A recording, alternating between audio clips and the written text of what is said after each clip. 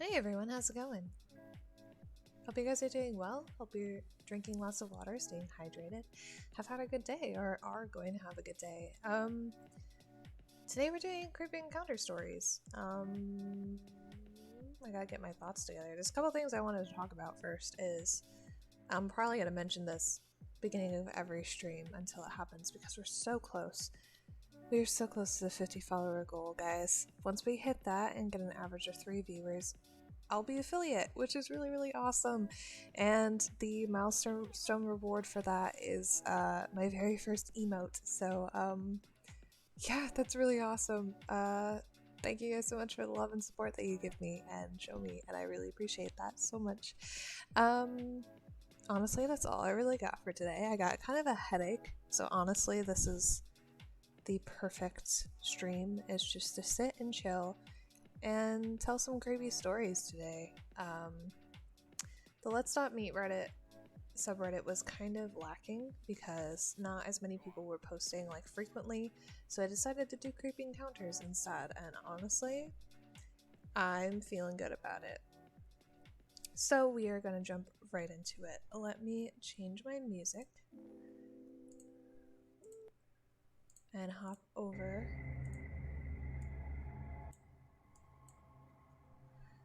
to proper screen and we'll get into it. I have the top posts of the last year pulled up right now.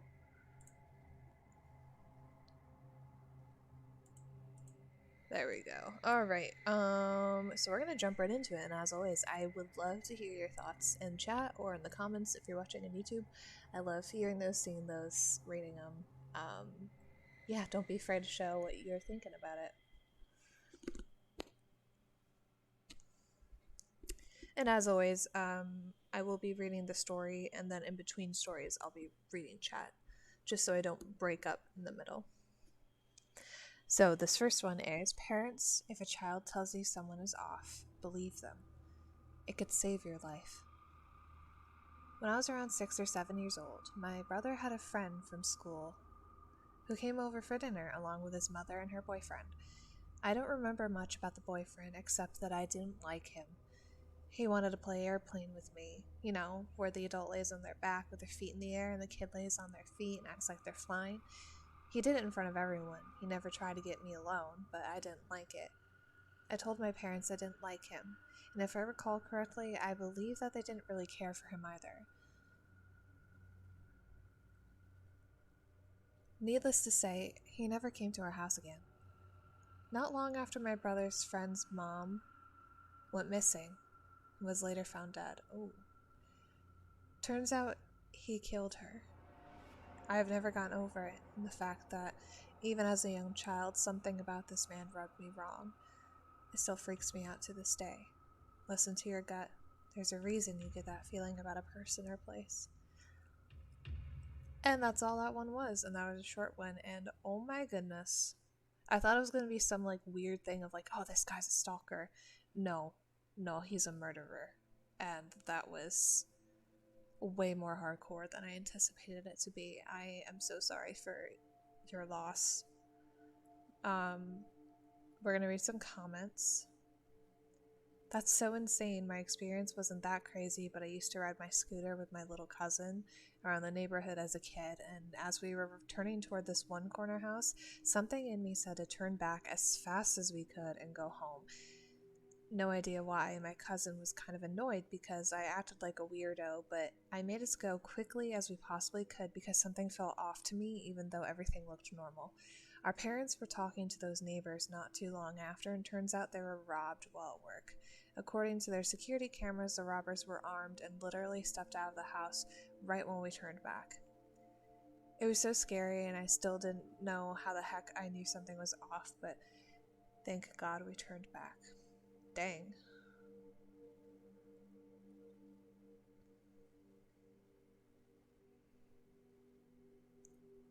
When my kids were small, they never wanted to interact with my brother. I never had a great relationship with him either, as he's so different from me. I would hardly see him.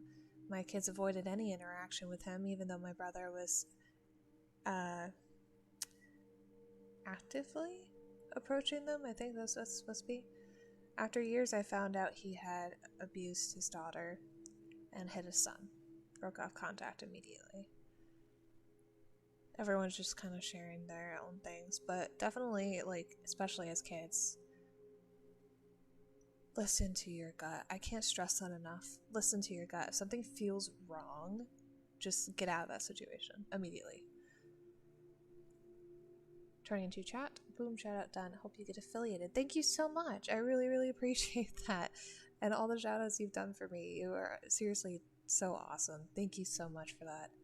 I hope I get affiliated too. I'm really excited to have like little things like emotes and stuff to make the community just a little bit cheerier and more fun to be in.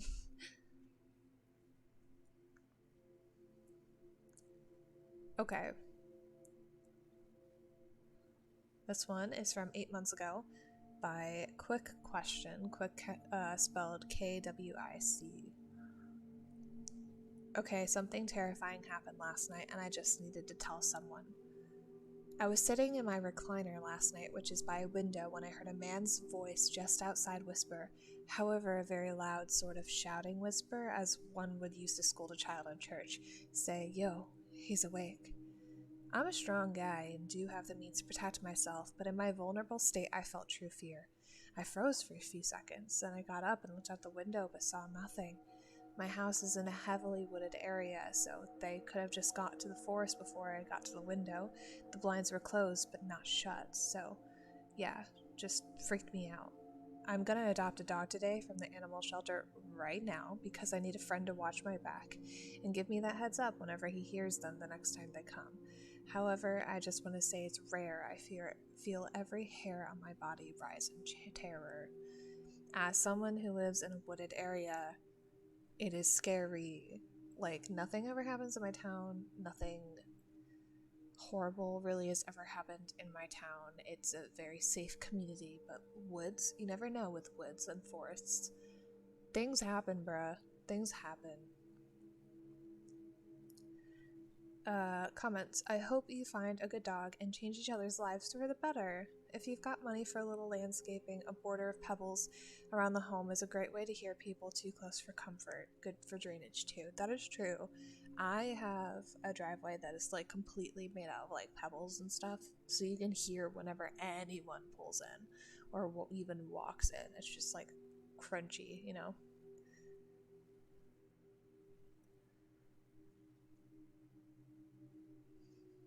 We taught our dog the command speak, but we just motion it with our hands. Thanks, sock puppet. Anyway, if I'm scared, I'll have him sit by the front door and I'll do the speak command and he will do the most ferocious bark and growl ever. Aw, that's cute. We have a gravel driveway too. Yeah, I wouldn't say mine is gravel. It's literally a bunch of tiny rocks. The amount of times I've gone outside to like let my dog inside or something, barefooted like an idiot, and it's hurt. They're like quite literally little rocks.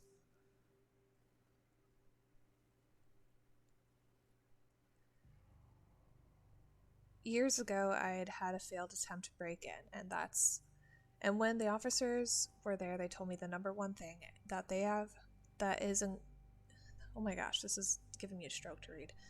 The number one thing that is common in attempted breaking that don't happen is that those have large or large sounding dogs. I'll never live alone with that one after that. Good call on the dog for sure. Maybe some motion detector lights too.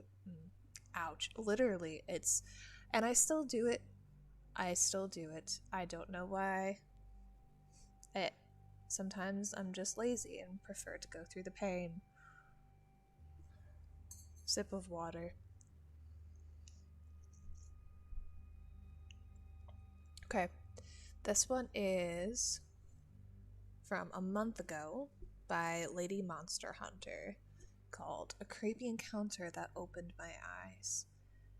I'm 24 years old and female. This is a bit hard for me to write out, but I think it's important to address. So my parents split when I was young. Neither my dad nor my mom had their act together, which in turn caused me not to have my act together. From a young age, I was drinking and experimenting with recreational drugs. I was just falling into a cycle that my family has always been in. My mother had the tendency to sleep around with anyone that would give her the time of day. This meant invited some really creepy guys into our home. I think it's important to mention that she was a drug addict and didn't consider the danger. I had been arrested a few times before the age of 15 for either fighting or underage drinking. I was a mess. One night, my mom and her occasional boyfriend were waiting up when I stumbled in drunk. This was the moment I realized I needed a change. My mom's boyfriend had pushed me down and then pulled me into another room of the house. My mom started banging on the door and begging him to let me go. To this day, I won't forget that sinister look on his face. It gives me chills just thinking about it. It was the face of someone who had bad intentions. It was a little smile, and I swear it's burnt into my brain. He said something along the lines of, "I'm about to show you why it's bad to let your mom worry about you." I screamed. He kept coming at me, but I put up a fight. After a couple minutes of struggle, I scratched him in the face. Then he became enraged. Thankfully, my mom had phoned the police and was arrested. He was arrested before anything serious happened. There was a cop that was always present when I got in trouble. He was around 60 at the time. I remember he was always giving me crap for my behavior. That night, he was there. My mom was taken into custody along with her boyfriend, so I was sitting and waiting with him while they were getting my story. Then he said something I'll never forget.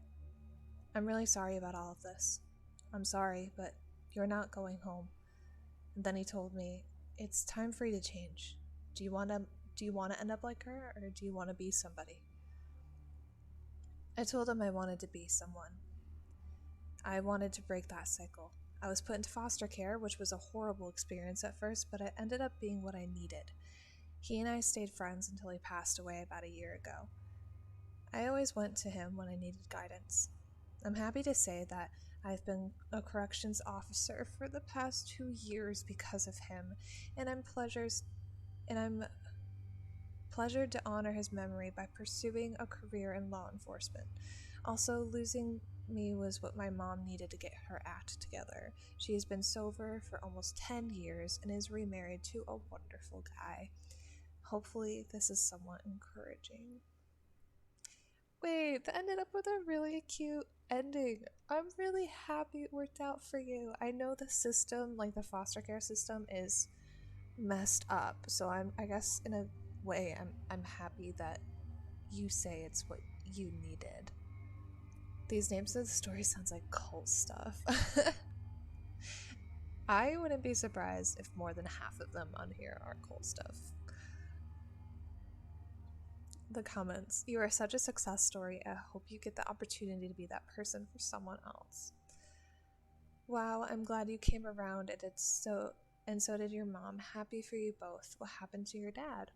Oh, and OP answered, "I haven't had much contact with my father. Last I heard from him, he was in a relationship with someone but was still up to his old ways. I haven't heard anything about him or from him since I was about 17. I hope he's doing better, but I'm doubtful that he is. And thank you for the kind words." Well done, kiddo. Thank you for sharing. And if you don't mind, I'm going to be extremely proud of you and your mom. Both of you have an incredible amount of courage. Oh, everyone just saying congrats. Oh, wait, that was nice. I mean, it definitely was scary, and I'm sure it was a horrifying experience, but I'm so happy it worked out for you in the end. It's very rare that stuff has a happy ending. Okay, this one. Oh no, this is gonna kill me. Airbnbs scare me, and I've only stayed in one, and it worked out fine, but like the horror stories I've heard about Airbnbs and like cameras in there and like weird things happening. This one is by Mini Aphid, by 5 months ago. It's called Weird Stuff I've Noticed at My Airbnb. So I'm currently staying at an Airbnb with some family before I go back to my normal boring life, and I've been noticing some things that don't feel right to me. 1. There are no normal doors in the house, only barn doors with their bottom stopper removed, which makes it incredibly easy to simply push them off the hinges. 2. There are peek holes in different areas of the house that makes it easy to see into other rooms without someone seeing you. But what has been the final straw for me is that last night I swear I started hearing movement in the attic of the house. but have no way to check because I don't have a step ladder that can reach the entrance.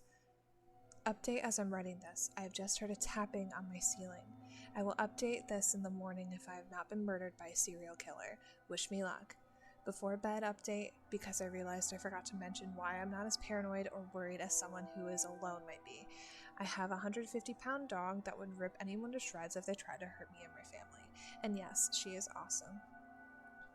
The update. Seems a pretty good end to this little creepy encounter. I messaged the owner and he drove over to the Airbnb to look at the stuff.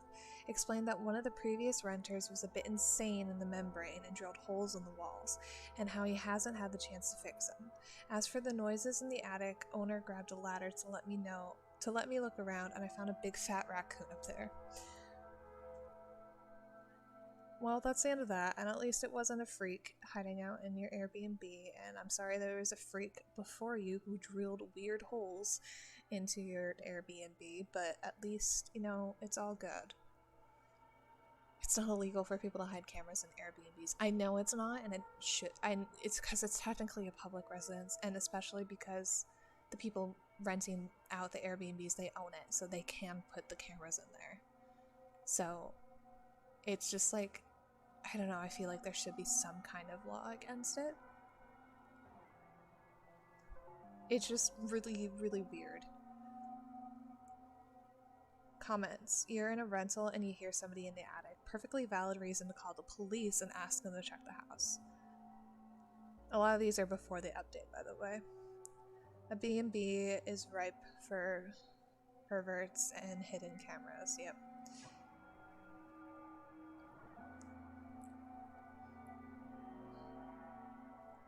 Turn the tables, buy some duct tape and plastic bags, secure them around large and heavy object, and start dragging it around and laughing in the most unsettling way imaginable. Smoke them out. Put tape to close off all the peepholes. Use a long stick to tap the ceiling when you hear tapping noises. If there are any responses, then you know it's time to get the heck out of there and call the cops. Spooky time, spooky time, spooky time. Yes, it is. Hello, Jay. How are you? We're about to move into our next story. Yes, spooky time.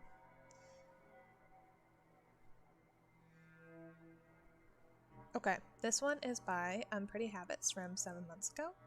It's called Acting Naive Might Have Saved My Life. A little backstory leading up to this meeting. I grew up in a shady area and would rarely leave home after 7 to 8 p.m. as it was considered dangerous. Going into high school, I got a pit bull. He was a gentle giant who loved everyone and everything. He had some protection work training before he joined our family, but as he was getting older, he retired and I took him home with me.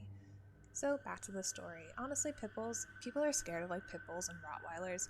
They're not as scary as you think. It depends how they're raised. I have a pit bull Rottweiler mix, and he is the sweetest little guy you will ever meet. You got some really spine-chilling stories. Not yet today, but we have in previous streams, and I'm hoping we'll get one today, at least personally. That gives me chills. If I get chills during a story, that's when I know it's good. I love horror. I don't get scared easily. I was at this time a 17-year-old female, short, blonde, but very aware of my size. But having a big, scary dog, I finally felt safe walking alone, and on that very night, I had set out to take a longer walk as my dog, let's call him Meatball, really needed to run off some Meatball. Aww. My dog's name is Atlas, like the titan that holds up the sky in Greek mythology. I took him to the woods near my house, and we walked along a gravel path that was pretty lit. It was around 11 p.m. and quite dark outside. As we walked, I became aware of the fact that there really wasn't anyone else around. We walked for about 10 to 15 minutes before a man turned up behind us. We continued to walk, and I noticed he's taking the same turns as me and Meatball. I sped up, feeling my heart beating in my chest. Meatball, who normally spends his time sniffing at the end of the leash, was now very aware of the situation. He had slowed down and gotten so close to my leg with full focus on this man. I started turning at every turn I could, and the man followed, even though we were now walking in circles. He started getting closer and closer to us, as I'm now sure he's following us. I remember something my father once told us. Never let someone follow you, as you're most vulnerable from behind. If you get in a situation where you can force your stalker to pass, you do. I stopped, grabbed onto Meatball's leash, leaned back in the leash, acting as I have to put my entire body weight in holding him back. Now I'm aware that at this point in my life, I looked small and weak, but as my father is an old veteran, I could fight before I could walk. And even holding Meatball back was not a task, as I was a lot stronger than I looked. Well, I called out, trying to sound as naive as I could, hoping that if I did have to fight, I would surprise him with my strength. Excuse me, my dog really doesn't like people, and I can't really hold him back when he lunges. If I step to the side, could you pass us so I have a chance at holding him back? As I say this, Meatball starts barking, growling, and snapping toward the man, who is now stopped. He looks me up and down, stares at Meatball, and turns around, not saying a word. He left quickly, and I called my parents and asked them to meet me, as I now realized he could easily hide anywhere on our walk back. My dad showed up only a few minutes later, baseball bat in hand. Nothing really happened, but after being followed by this man at every turn I took for at least 35 minutes, I know this could have ended really badly if I had not had Meatball or my dad close by. That is the end. I'm gonna be listening while I deep clean my room. Oh my gosh. Don't worry if you're unresponsive. I'm not a person that's like, chat, you have to talk. No, you can just listen. I'm totally fine with that. Meatball's the most killer name. I love this person. So smart. Like their dad. W dad. For them to remember that advice and just like have that dog with her. Good job. Big brain. Top comments. I really like how you said let's call him Meatball, as if you were protecting his identity. Plus, that was a smart way to handle the situation. Many of us can't think straight if we're feeling actively pursued. Well done. My brother did something similar. He had a jet black 100-pound pit bull. He trained it to growl and lunge when he said be gentle. So it looked like the dog was completely out of control when weirdos in his bad neighborhood got too close. Genius. Yay, Dad. Awesome quick response, but based on your description of him, I'm not surprised. That let him pass you is genius. Thank you for sharing. Yes. Everyone's just saying good boy to the doggo. I think it's great dog names are Checkers and Chess. And if they had puppies, you could name them Chess names. That's cute. That's really cute. I am more of a cat person. I've had dogs my whole life because my dad is a dog person. I don't mind dogs though. But when I'm older, I'll definitely have a cat because, again, the town I live in is really, really incredibly safe and that stuff barely ever happens. And I am paranoid, so I lock everything. And lights, outdoor lights all the time, that type of stuff. When I'm like home alone, I even like leave a light on in my kitchen and stuff so it looks like somebody is like home while I'm sleeping, if that makes sense. I don't know. All the dogs I've ever had are sweethearts. My first dog, her name was Melody, after the daughter in The Little Mermaid, because I was obsessed with The Little Mermaid as a kid. And then now we have Atlas, he just turned 2.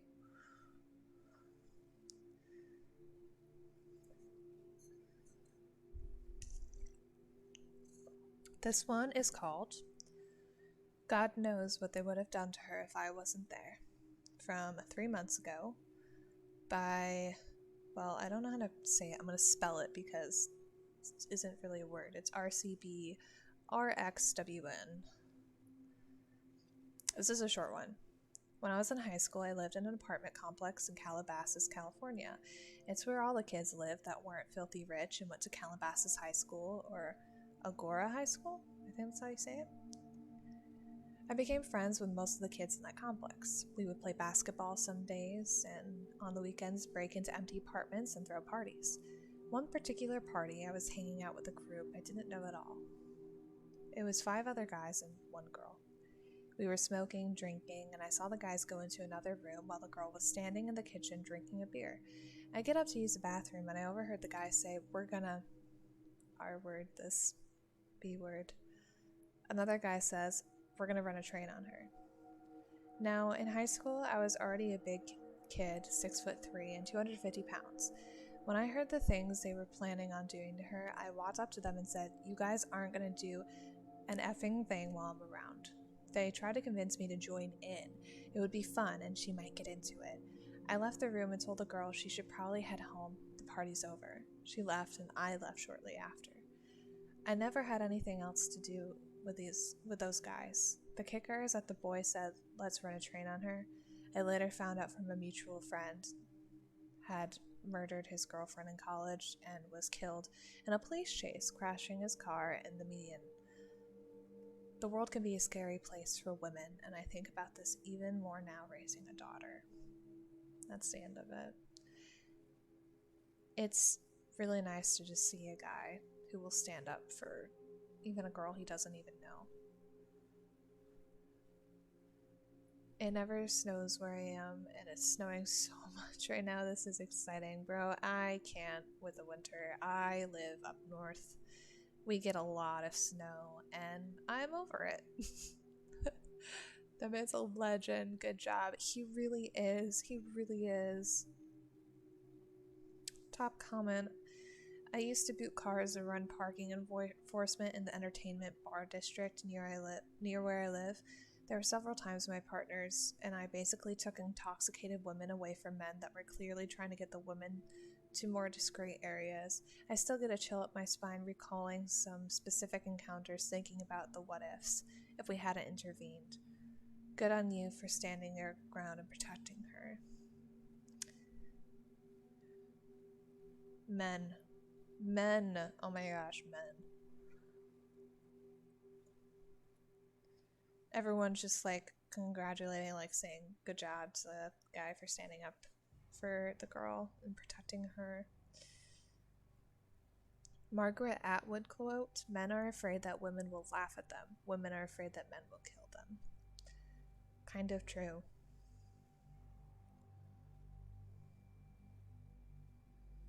Men are women's natural predator. Men are what women should be afraid of statistically. Wow. Alright, we're gonna move on to this next one.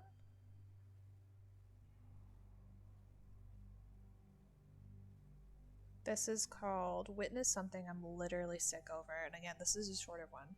We're having a lot of shorter ones today, where I think last time, like 2 stories took up a majority of the stream. It's from a month ago, from Just Ruining My Life. So I was stupid and went to an acquaintance's friend's apartment that is technically a neighbor. I walked in and immediately noticed all the smoke in the air and a little boy sitting on the couch in the midst of it. The acquaintance of mine, I'll call L, and the dad, R, started smoking illegal substances, and I was immediately uncomfortable. This was in front of a child. R hit the kid a couple times and said, "Please," and I said, "Please don't do that." He laughed at me. I spent some time with the boy. He was so excited to show me his toys and stuff. I had to get out of there, and the boy grabbed my hand and begged me not to leave. I told him I'd be back. I feel so sorry for lying.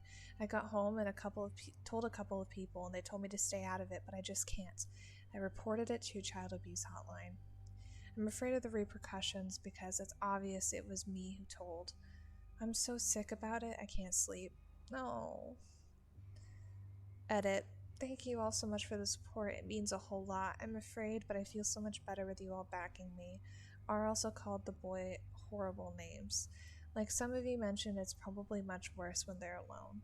I will pursue my call and make sure the boy is helped. Just know I appreciate your comments so much. And edit too, it was meth, not weed. The smoke in the air was weed, but they started smoking meth, which is what I was referring to. Because weed is illegal now, at least where I am. Dang, definitely, a lot of people don't report that stuff, but see something, say something. That definitely always see something, say something. And that boy might have a hard time if he's taken away from his parents, but with the foster care system and all of those sorts of things, but I genuinely think it might be better than that. All drugs should be illegal. I'm not gonna get into politics. I don't really care what people do with their lives as long as they're not hurting anyone. And some drugs are used medically. I think as long as science proves that a drug isn't that harmful when used responsibly, it's okay. I don't know. That's all I'll say about it. Fingers are so cold. I can't even. Are you outside? What are you doing? Let's look at the comments.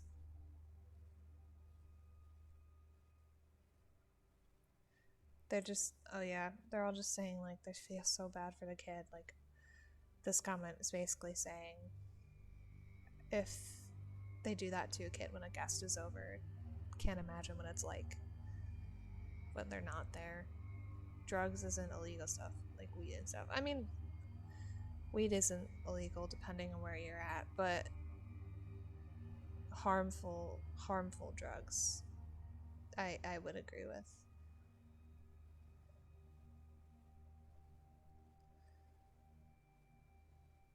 And yeah, but there is like medical marijuana and stuff. So that's what I was referring to when I said like it's used sometimes for medical purposes.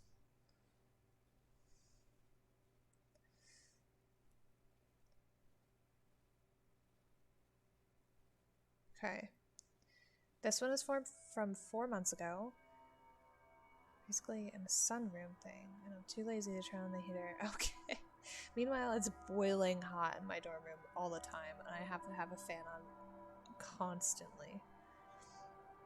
Yeah, this is from 4 months ago by Lamprokonos 1324, called Weird Guy Shows Up at My Parents' House at 1 a.m. looking for me and using details of my life that were valid 20 years ago. This happened 3 nights ago, and I'm going crazy trying to figure it out. I just moved into a new apartment 1 month ago, and I'm still unpacking and settling in. I've been using my parents' address as my mailing address, who live a few towns over, 20 minutes away, all my life. 3 nights ago, my parents called me at 2 a.m. freaked out and proceeded to tell me this story. Apparently, at 1 a.m., someone starts banging on their front door and repeatedly ringing their doorbell. My stepdad walks downstairs and opens the door, leaving the front glass door closed and locked. There was a man sitting outside who looked to be in his 30s with a black hoodie on with the hood pulled up around his face. He didn't have any distinguishing facial features, facial hair, or tattoos. The only thing my stepdad said is he looked to be Hispanic. Neither my stepdad or my mother, who was watching the whole thing out of a window, recognized the man. The man says, "I'm so sorry to bother you, but I'm looking for..." Then OP's full name. My stepdad plays dumb and says, "Who?" The man proceeds to state my full name again and says that my boyfriend is worried because I didn't come home that night. He claims to be a friend of my boyfriend and tells my stepdad that they were both out looking for me, worried because I didn't show up at home. I don't have a boyfriend. I live by myself with my 3 dogs and haven't been in a relationship in the past 5 to 6 months. Here's the weird part. My stepdad asks the guy what boyfriend he was talking about, and the man tells him the name of the boyfriend I had when I was in 10th grade, nearly 20 years ago. My boyfriend in the 10th grade has a very, very unique Italian name. I've never met anyone with a full name even close to his. He says my high school boyfriend's name a few more times to ensure my stepdad heard him, and repeats that they are very worried about me. Is my stepdad sure I'm not inside? At this point, my stepdad is weirded out and closes and locks the door in his face. The man doesn't leave. He lingers in front of my parents' house for the next 10 minutes, smoking cigarettes and talking on the phone. Finally, my parents call the cops. About 5 minutes before the cops arrived, the man walks down to the dead end of their block and drives away in a silver car. Stepdad was unable to get the license plate. My parents file a police report and nothing else happens. After I hear this story, I am going nuts over the weird details. How would someone know who I dated nearly 20 years ago? And what would the motive be of making up a story that included that weird detail about my past? I have not had contact with the 10th grade boyfriend in over a decade. Yesterday, I decided to message him on Facebook to see if he has any insight. I tell him the whole story, and he's just as confused as I am and claims to have no part of it. I'm at a loss. I'm also really freaked out that some strange man is going through that much trouble at 1 a.m. to look for me. Any insights or ideas would be greatly appreciated. No, nothing else weird has happened since then. Edit/update number 1. Just, wow, this really blew up. Thank you so much for the kind words. I wanted to add something here that a few people commented, and that might shine some light on this mystery. First off, I'm not in any legal trouble and have no reason to think someone would be suing me. Gosh, I mean, I guess it's always in the realm of possibility that I'm being sued by someone, but I really don't think that's it. Like I previously commented, I had an expired registration ticket that I did not show up to court for, but I believe I got a letter in the mail just asking me to pay a really large fee, so I don't think it's related. I did take a personal loan out. Took it out about a year and a half ago. It wasn't for anything too crazy, and I was really good with making payments on time until about 6 months ago when I had a medical issue. Currently, I'm really behind on payments, but to my knowledge, I have not defaulted on the loan yet. What do you guys think? Related? I have absolutely no idea that this is a thing, or I would have included this detail to begin with. Let me know your thoughts. Update number 2. I have a list of a few things I'm going to look into tomorrow based on my own thoughts and based off a ton of valuable feedback I got in here. Thank you. Edit 3. I'm so sorry it's taken me a long time to update. It's a super busy time at work. Unfortunately, there isn't much to report. I called the loan company. They claimed to have nothing to do with it. All of my friends and my family have noted that the 1 a.m. factor kind of rules that out anyway. Nothing else strange has happened at my parents'. I went there for the first time last night and kept a close eye out for anything. Didn't observe anything out of the norm, so this remains a mystery. I'll be sure to update if anything else happens. Well, dang.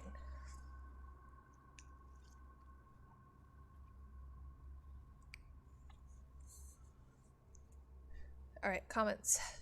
There's many alarming details, but the most concerning to me is that the person didn't leave immediately. They casually stuck around, had a cigarette, and verbally, from my comprehension, spoke to somebody on the phone, all at 1 a.m. I wonder who this person is and who they would be speaking to on the phone at such a time of day, all while being uninvited on a stranger's property. I've personally witnessed such incidents in the past, though at the time I was living a risky, questionable life of drugs and crime, and this is where you would typically see this type of scenario. Logically, one does not do this kind of thing unless 1. They are mentally unwell, 2. They are seeking to locate someone, 3. They're trying to collect a debt, 4. Are up to no good. If you haven't figured it out yet, no one with good intention does this kind of thing. Advise your parents to be vigilant and be vigilant yourself.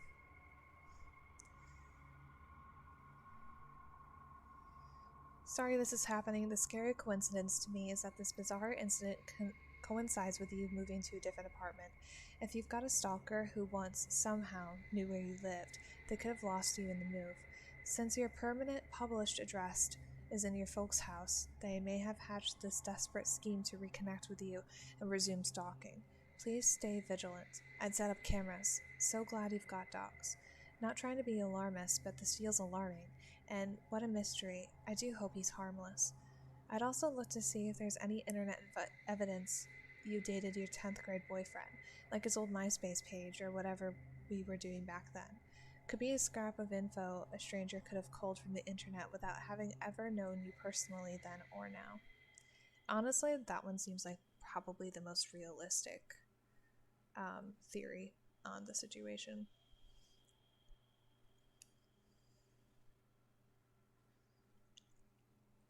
Okay.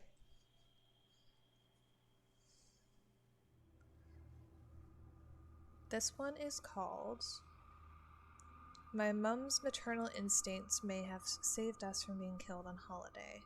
This was from 22 days ago by BabyPink93. Hi there, I'm a longtime listener and reader and finally wanted to share this story. I hope it's allowed in the subreddit, as it's something that has truly stuck with me for over 10 years now.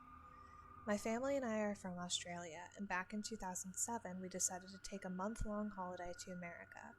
We traveled from LA up the west coast and then back down through Nevada. We did this by renting a car and doing the whole vacation road trip style. Oh, that's fun. One night we were traveling towards Lompoc, I think that's how you say it, and stopped in Santa Barbara for the night to sleep. We drove around a while looking for a decently priced motel that wasn't to bring your own UV light, if you know what I mean. My mom and dad found a place that looked okay and went inside to inquire about the price of a room for the night, while my sister and I stayed in the car and listened to music on our iPods. We were bopping along to the Frey album I had bought that day, and when my sister removed her headphones and said, "Look at Mum, what's she doing?" I looked out the window and I can see into the reception of the motel and see my dad talking to the manager and my mom displaying very cold and odd body language. She's usually very friendly with staff everywhere, so this was odd for her. "What's wrong with her?" I said to my sister as we kept a close eye on them. My mom was standing behind my dad with her arms crossed and looking around the place as if she was on guard for something, as if her hypervigilance senses had kicked in. After some time, my mom and dad get back in the car and discuss what to do about staying the night. My dad stated we wouldn't find anywhere cheaper for the night, and he was just hungry and ready for dinner, so we better just stay here. Plus, it was the last room available, so we would have to make a quick decision. To his dismay, my mom disagreed. "I don't like this place. I have a bad feeling," said my mom. My dad argued on, getting more and more irritated that my mom couldn't explain what she didn't like about the place, until my mom finally snaps and yells over my dad saying, "We are not staying here." "Fine," my dad says as he starts the car and backs out of the motel driveway. At this point, my sister and I are looking at each other like, what the heck just happened? But we stay quiet as my mom seems on edge. In the morning, we're all bustling around the motel room getting ready for the day, while my dad turns up the TV to hear a news story about a shooting at the motel my mom didn't want to stay at. Turns out about 15 minutes after we left, a couple walked in and booked that last room, and that man that was behind them shot them because they took the last room. We all turned to look at my mom, who's standing there wide-eyed watching in horror. "I told you I had a bad feeling about that place," she said to my dad, who was pretending not to listen. Moral of the story is, trust your gut, or better, your mom's gut. Oh my gosh, that gave me chills. That was the first one that gave me chills. Oh my gosh, that's insane. Your mom's a hero, what the heck?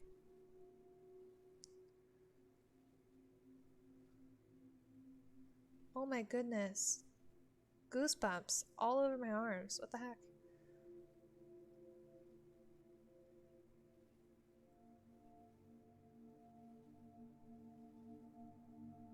Everyone's just like commenting on the mom's instincts.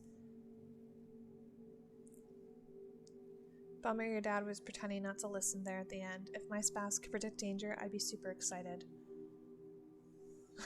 Me too, oh my gosh.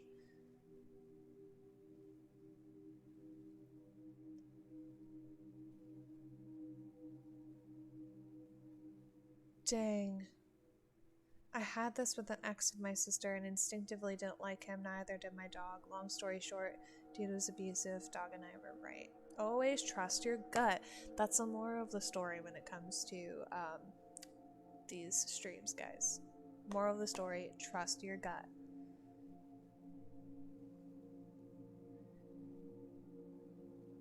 This one is called Always Check Who's at the Door, from 5 months ago by Human Cake 7284. This experience happened to my roommates and I in our second year of university. The city we went to school in was considered a very safe university town. The most we had heard of happening was drunk morons doing typical drunk moron things. This was also the first time we were all really living on our own. First year residences are nice, but it's basically an extended summer camp rather than a typical living situation. The four of us girls lived in a nice townhouse that never once had a creepy vibe or weird neighbors in the months that we lived there.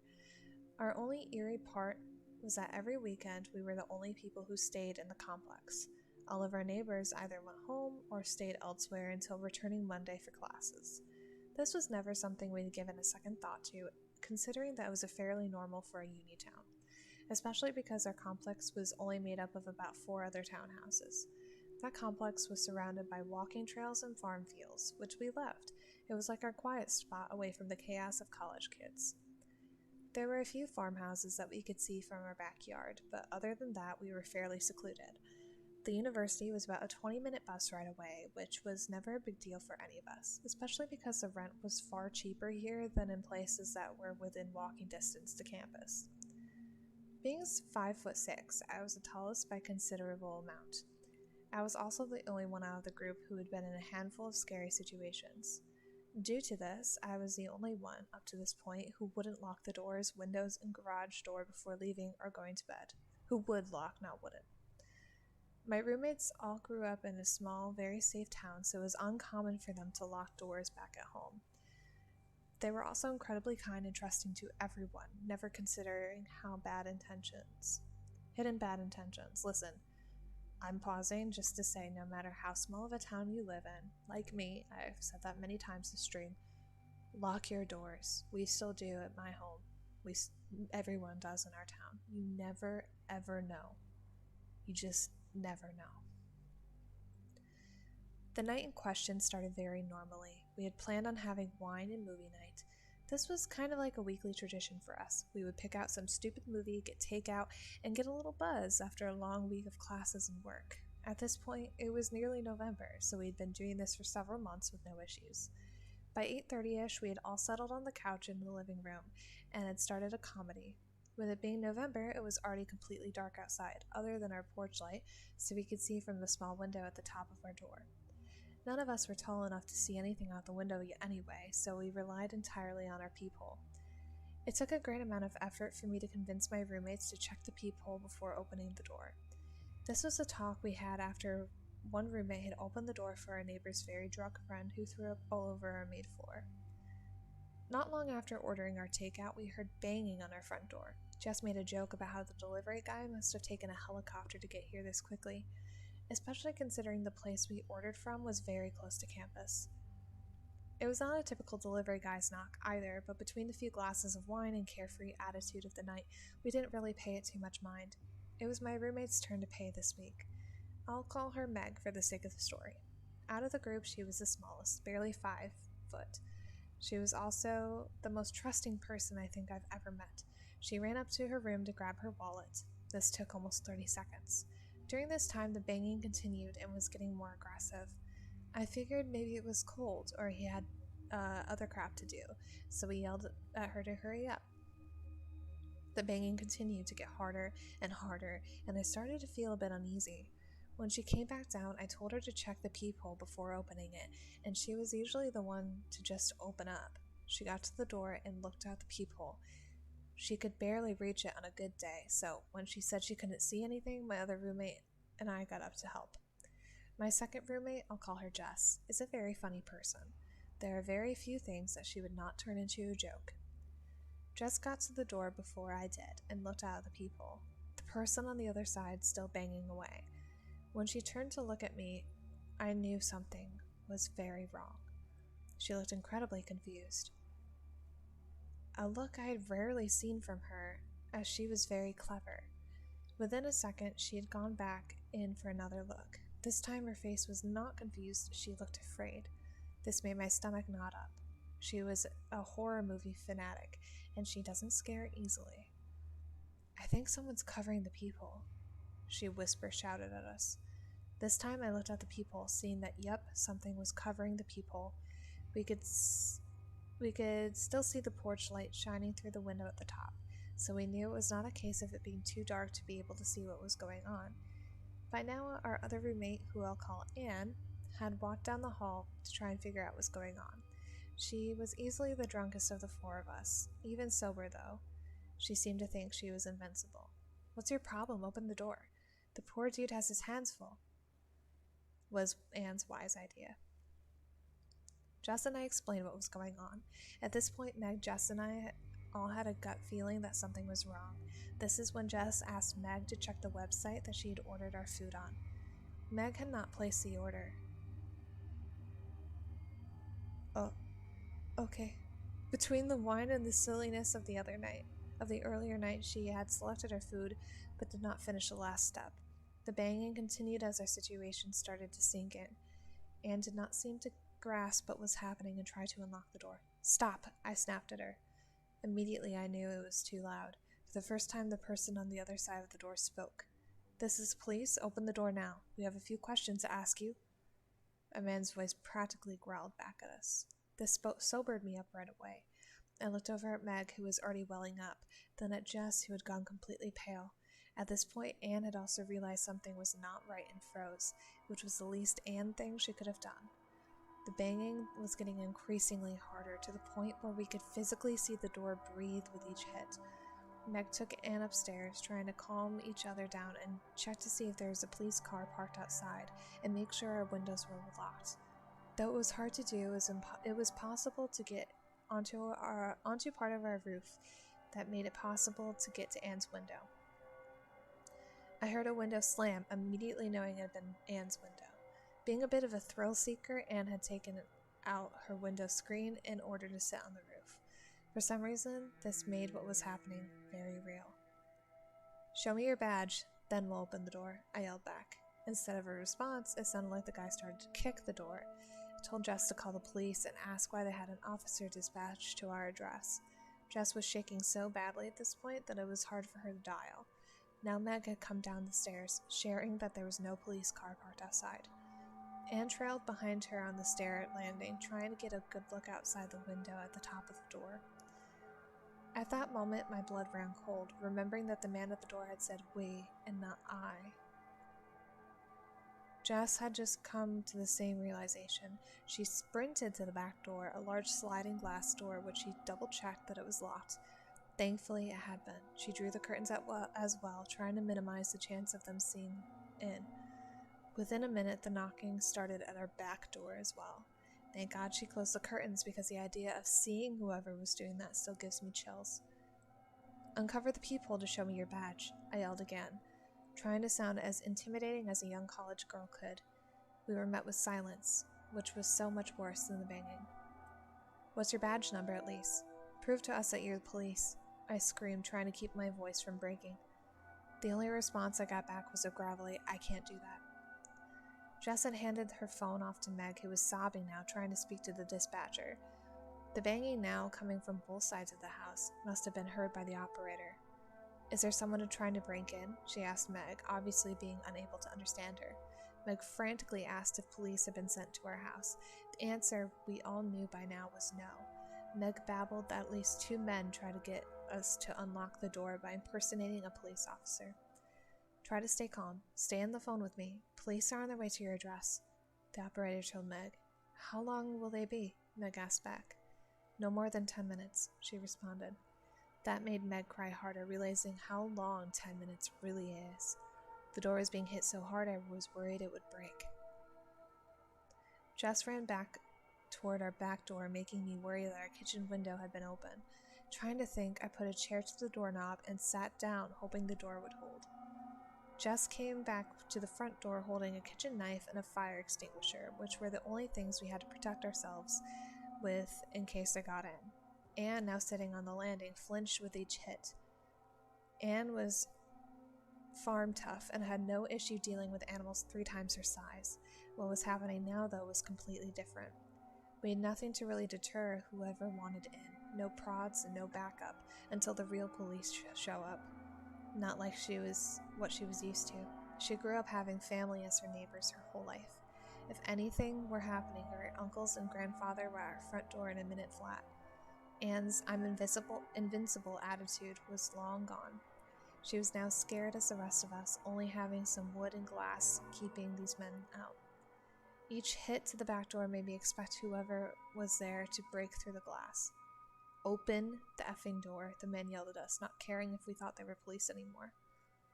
Then it got very quiet, which made me want to throw up. The only thing worse than what was happening was not knowing where the men were. The idea of both men moving to the back door made me absolutely terrified. If they really wanted to, it would have been very little effort to smash the hole through the plate glass. Instead, the knocking at the back door had completely ceased. Within seconds of that, the front door started being hit again.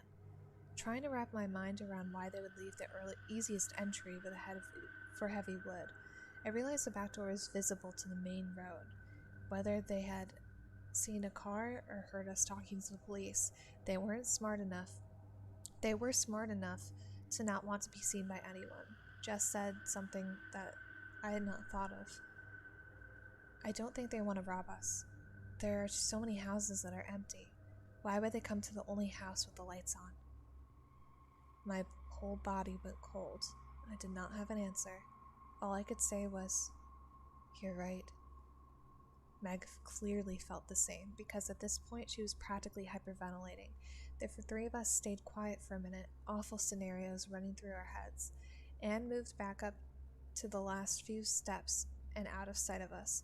The operator, who we completely forgot was on the speakerphone, which practically made me jump out of my skin. She must have felt how terrified we were and tried to keep us calm. The police are 2 minutes away. They have their sirens turned off and the lights are on. You should be able to see them very soon. Stay on the phone with me so I can confirm when they're outside for you," she said. The men outside were starting to seem desperate. The sound of the glass shattering had me turning to the back door, fully expecting to go into the fence, but the door was still intact. Instead, our porch light, the only light illuminating our dark street, went out, which put 2 and 2 together for me, understanding that they had destroyed the only way we would have been able to identify who was on the other side. F you, little W's. A voice we hadn't seen before. Whoever was at the back door spat. This was worse than the initial speaker. It was full of so much hate and venom that it scared me more than the banging. He was so calm, intent on whatever his goal was. It didn't feel like how the first man had sounded. Up until this point, I could have convinced myself that they wanted our valuables, but this voice made me understand that he wanted us. To this day, I have never heard a voice come so close to that level of malice. It sounded like he wanted to inflict serious harm on us, and if he had gained entry, I know he would have.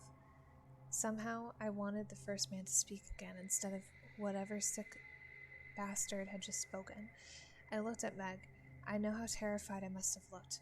Until now, I may have done a half-decent job at hiding how scared I was, but that voice ruined my ability to stay stone-faced. Meg looked like a scared little girl, and that made me panic. If they got in, there's nothing I would be able to do to stop them, not for me and not for my friends. We would have been at the mercy of the monster outside. Jess had practically stopped breathing. It was like the oxygen had been sucked out of the air. It was so quiet, it sounded like a gunshot when our mailbox opened. Anne ran back down the stairs. "I see the sirens. They're coming down the main road now," she whispered, hoping not to have the men hear. The same man spoke again, one more time so slowly that I almost thought he was done after each word. In the same awful, calm voice, he read out a letter addressed to the 4 of us. Our neighbor must have put it in today. She had planned a potluck for next week. None of us had thought to check the mailbox after we talked to her in the driveway this morning. Jess, Meg, Anne, OP. Those are nice names. I'll be back soon, girls. Then we'll have some fun.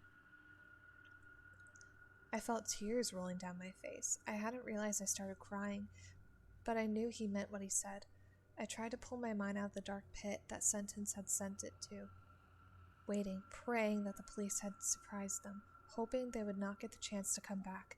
The silence continued. None of us dared to speak, worried that we would not hear if they moved to another point of entry. Instead, the silence persisted for what felt like a lifetime. The operator was the first one to speak again, telling us that the police were out front. She told us to stay in the house until the police knocked on the door. The kind woman stayed on the phone with us for several more minutes while the police searched around the area. Finally, the real police showed their badge to the peephole before even knocking to try not to scare us. The operator told us that we had done well and that we were in good hands now. We opened the door and was met by 2 kind-looking older police officers who we let in. Glass shards covered our front stoop from our porch light. It looked like it had been ripped out of the wall and smashed onto the concrete below. There were several police cars out front of our previously quiet home.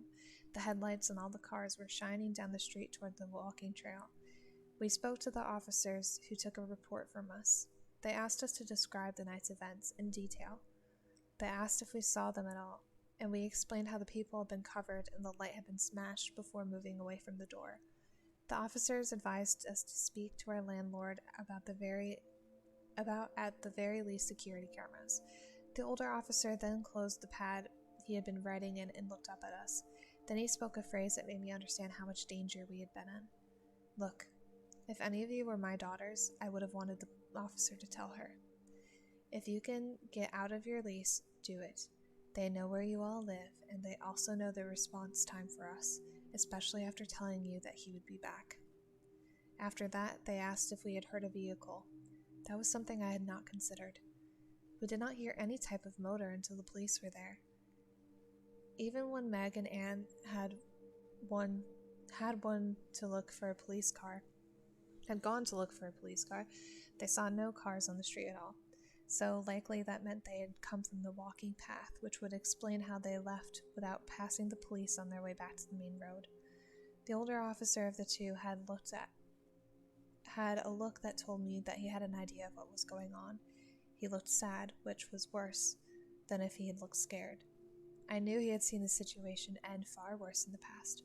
We pushed for an explanation, but we were only told that this had been an issue years ago, but did not elaborate past that point.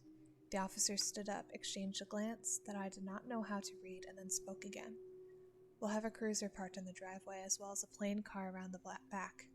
They will not have a chance to try again. They did not catch the men in those 2 more weeks that we lived there. We had a few creepy things, but nothing close to this. The reality was, they had not been caught, and they would come back anytime. After this night, we spoke to our landlady, who was incredible. She owned several properties around the city, and when we explained what had happened, she let us move to an apartment closer to campus. She told us that our safety is more important than making a few $100s. She even left the house empty for many months in order to make sure cameras, better locks, and a reinforced back door. Thankfully, they did not come back, and we were able to enjoy our new apartment without worrying. This is still so scary to me because of that voice. Make sure you lock your doors and check who's there before opening the door. That was a long one to end it off. Wow, we're going to read some comments now.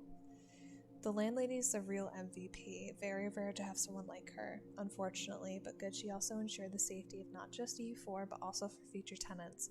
This is very true.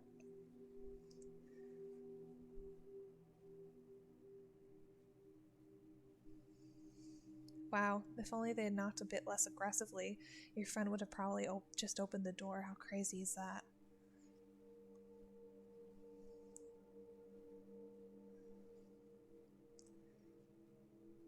This is the most terrifying story I've read on here. Please check your door before opening, folks. There are so many delivery services and package services these days that it can be easy for anyone to impersonate a driver. If you're alone or think something is up, tell them to leave the food at your door because you're sick. That's a good idea. Your story gave me the chills. Thank goodness you're okay. That's so scary. I would have been freaking out. This would definitely make me want to have some sort of protection. That's awesome. Your landlady was so sweet and cared about your lives over money. Not many people are like that. Stay safe. That was terrifying. I'm glad y'all were okay. Scary to think what could have happened to the delivery driver if y'all had ordered. What if it was a woman? That's a good point.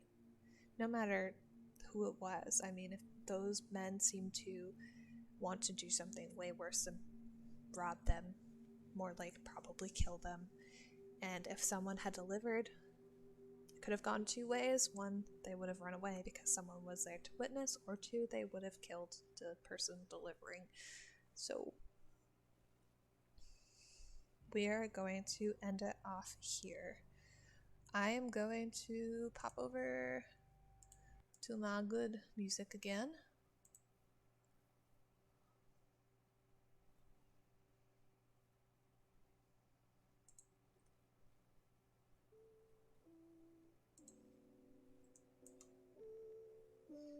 and go over to my just chatting. And we're gonna sign off. Thank you guys so much for watching. I hope you enjoyed today's creepy encounters. We had some good ones in there. Got a lot of them done today because we had quite a few shorter ones, but that is totally fine. So I'm going to see if there's any mutuals today who are raiding, but tomorrow join me at 9 p.m. Eastern Standard Time for some Genshin Impact. I'm not starting from the beginning, I'm just going to start streaming what I've been playing. However, I am very much still in the early stages of the game because I just started playing a week and a half ago. So join me for that. That should be a fun series that we'll do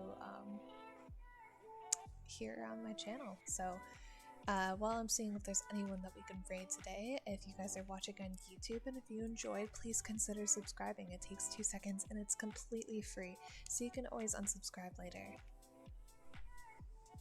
Hang on, my Twitch dashboard is being a little silly goose. And none of our mutuals are streaming right now, so we're just gonna head off. Thank you guys so much for watching. I hope you enjoyed. I'm quickly going to also be dropping the link to my Discord in chat, so if you were interested in some updates of my Twitter posts, streams, being a little community with other community members in this lovely community, join that. It'll be a fun time. So here's the link to that. And I do actually have the, I don't know why I didn't use my command because oh well, I guess the command's not working. I did set that up. I don't know why it's being a silly goose, but it's okay. Thank you guys so much for watching, and I will see you tomorrow in the next stream. Bye guys.